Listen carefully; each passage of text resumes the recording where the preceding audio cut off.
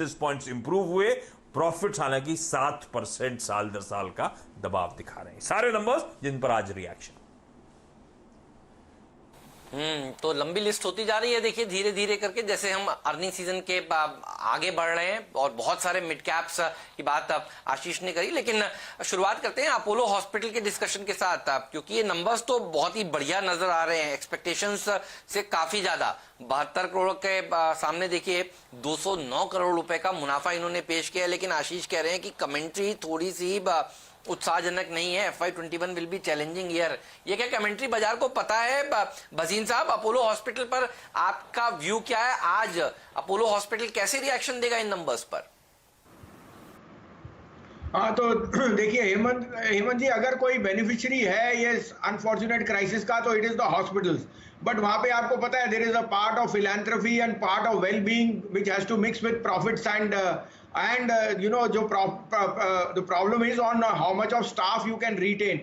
तो I think business is whole hog। आपको पता है कि क्या आजकल cut throat business in the sense के मार्जिन्स इनके हाईएस्ट हैं, बट दे कैन सी के ये एब कर रहा है। और यू नो जैसे सरकार की इसमें नीतियां बदलती रहती हैं, दे आर ट्राइंग टू कैप्चराइज कि आप इसमें प्रॉफिटेरिंग ज्यादा ना करें।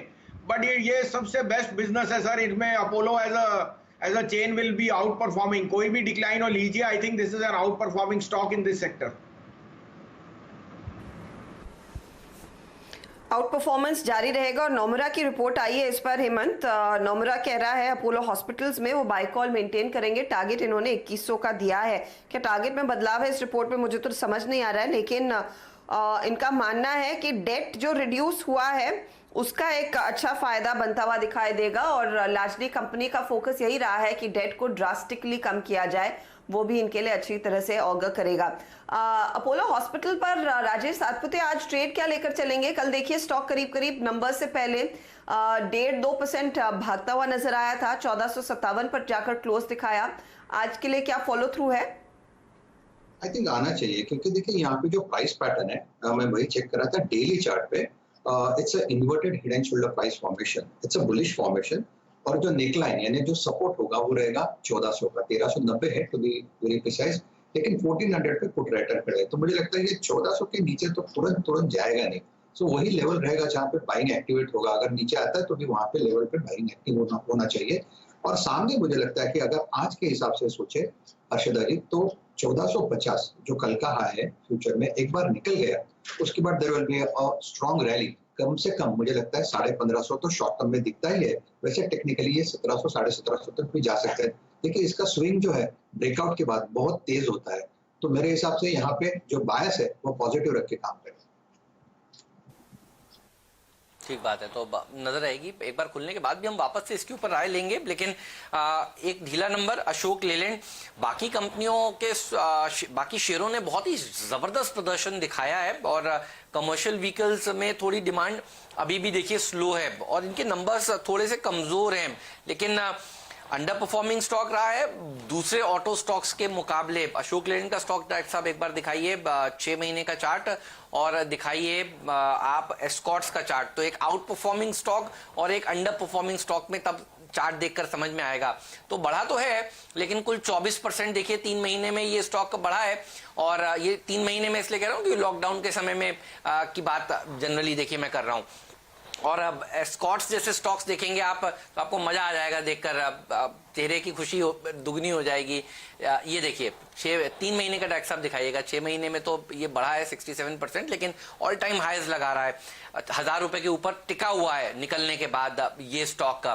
तो कैसे देखते हैं भसीन साहब, क्या ये कैचअप करेगा? ये सोचकर खरीदना चाहिए बहुत खराब खबर भाव में है, या आपको लगता है कि कमर्शियल व्हीकल स्पेस में अभी और वक्त लगेगा रिकवरी करने के लिए?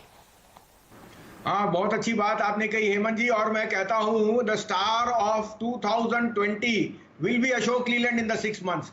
3 things फॉर इट। एक, आपको पता है कि रेप्लिनिशमेंट होनी है बसेस की, और बसेस में अब डिमांड और होगी from state transport because of जो आपका एक सोशल नॉर्म डिस्टेंसिंग नॉर्म होना है। A B, Ashok Leyland has 53% market share of the entire bus market in India, 3rd largest in the world. और उसके मेरे को दो राय नहीं कि वर्ल्ड में भी एक्सपोर्ट्स उसकी बढ़ जाएगी। सेकेंड, उसका जो स्मॉल कंपोनेंट है ICE that is intermediate commercial vehicle वो बहुत स्ट्रॉन्ग ट्रैक्शन दे रहा है, माने छोटी जगहों से आने जाने में उसका मार्केट शेयर गेन कर रहा है, टाटा मोटर से ज्यादा हो रहा है। और थर्डली आप ये लेके चलिए कि ट्रक्स का आवागमन और जोर से होने लगा है, तो I think commercial vehicle is just round the corner. आपको ये इसके लिए और टिप्पणी दूं कि कल अपोलो टायर के मैनेजमेंट ने कहा कि हम तो देख रहे हैं रिकॉर्ड डिमांड, लेकिन हमारी प्रोडक्शन कैपेसिटी बढ़ने में टाइम लग रहा है, क्योंकि वो कह रहे हैं rural income, tractor sales and जो माइनिंग में एक्टिविटी इतनी स्ट्रांग है कि हमें तो अगर जैसे जैसे हमारा प्लांट खुलेगा सारा बिक जाएगा। सो अगर उनका माल बिक रहा है तो it has to be through the route of Ashok Leyland. Fourthly incredible management, और मुझे लगता है अगर कोई ऑटो स्टॉक में यहाँ पे I can put my money where my mouth is, it Ashok Leyland. 80 रुपए का भाव आपको ईयर एंड तक दिख जाएगा सर अशोक लीलैंड। 80 रुपए के भाव ईयर एंड तक, और स्टॉक देखिए करीब 53 के आसपास ट्रेड कर रहा है। पिछले 3 महीनों में इसने भी अपनी चाल थोड़ी सी सुधारी है, लेकिन जो जलवे एस्कॉर्ट्स जैसे स्टॉक्स के रहे हैं वो अशोक लेलैंड के नसीब नहीं हुए। आशीष चतुर्मोता, इस स्टॉक में अब आपका ट्रेड क्या रहेगा? बिल्कुल हर्षदा, तो स्टॉक में हम काफी समय से बुलिश रहे और पूरी जो एग्री थीम है इस पे काफी बुलिश रहे, और मुझे लगता है एस्कॉर्ट्स उसका एक क्लियर बेनिफिशियरी है। जब लास्ट टाइम हमने बात की थी तो हमने एक बात को स्पेसिफिकली मेंशन किया था कि जो कुबोटा की डील हुई है जापानीज फर्म की एस्कॉर्ट के साथ, जहां पर उन्होंने 10% का स्टेक लिया है, उससे जो बैलेंस शीट है बहुत स्ट्रेंथन हुई है और कहीं ना कहीं market share gain Escorts continuously जो ट्रैक्टर इक्विपमेंट है वहां पर कर रहा है, और इसका रिफ्लेक्शन वीकली, मंथली सभी चार्ट फ्रेम पे आपको एस्कॉर्ट्स के नजर आ रहा है। मैं बिल्कुल भी सरप्राइज नहीं होऊंगा, ये स्टॉक आने वाले दिनों में आपको 1200 1250 के स्तर को दिखाएगा। बहुत से लोग ये सोचते हैं कि ये स्टॉक ऑलरेडी इतना बड़ा हुआ है तो उसके बाद क्या इसमें बढ़ने की जगह है क्या, तो आपको इसमें देखना होगा कि जो आने वाले समय की ग्रोथ है वो काफी स्ट्रांग होने वाली है, और नॉर्थ में इनकी प्रेजेंस बहुत स्ट्रांग थी। हो सकता है आने वाले समय में ये जो नई जेवी इनके साथ हुई है, कुबोटा की जो डील हुई है, इसकी वजह से अक्रॉस इंडिया में कहीं ना कहीं इनका एक स्ट्रांग प्रेजेंस देखने को मिल सकता है, जिसके चलते मुझे लगता है इन्वेस्टर्स इस स्टॉक को काफी लाइक करेंगे। और 1250 के मुझे पोजिशनल लक्ष्य एस्कॉर्ट्स के स्टॉक के अंदर में नजर आता है। 950 पे इसका बेस बहुत स्ट्रांग बन चुका है, तो इसको आप इसके ट्रेडिंग के और पोजिशनल व्यू के हिसाब से इसको देख सकते हैं। साथ ही साथ आप जिस स्पेस की बात करें तो मुझे लगता है बालकृष्ण इंडस्ट्रीज, ये भी एग्री साइड पर पे इनका बहुत